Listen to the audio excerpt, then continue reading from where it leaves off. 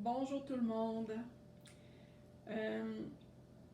J'ai eu l'information pour ceux qui me connaissent bien. Vous savez que je fais de la canalisation. Pour beaucoup de gens qui me connaissent depuis longtemps ne le savent pas non plus.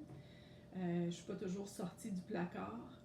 J'ai commencé à faire des vidéos il n'y a pas tellement longtemps, mais des vidéos plus positives pour aider les gens qui se sentent seuls à la maison. Ce matin, par contre, le message que j'ai reçu, c'est ça va faire les retraits.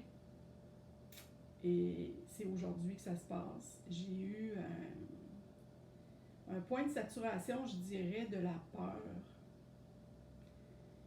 Peu importe où est-ce qu'on regarde, peu importe qu'est-ce qu'on écoute, moi je trouve que c'est tapissé.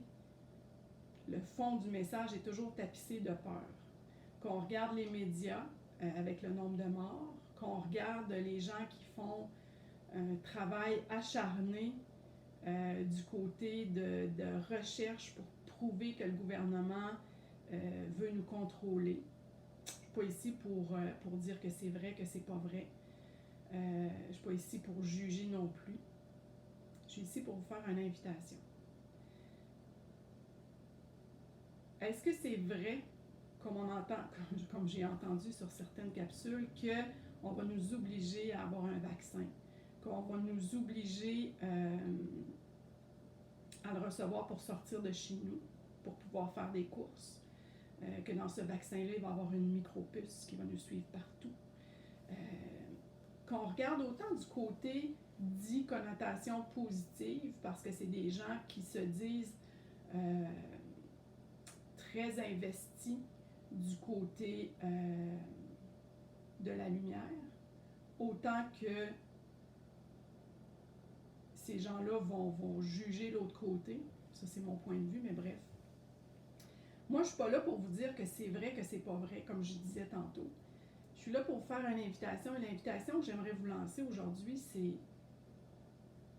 au lieu d'écouter ça à tour de bras puis d'embarquer dans la peur, parce que je pense qu'on a passé maître de ce côté-là, d'avoir peur.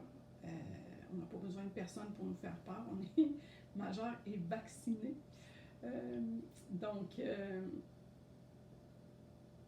je pense que la meilleure façon de traverser des périodes qui sont plus difficiles, c'est de faire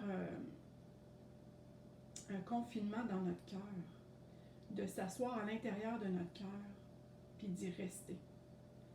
Arrêtez d'écouter à gauche, à droite, parce qu'il y a de quoi venir fou.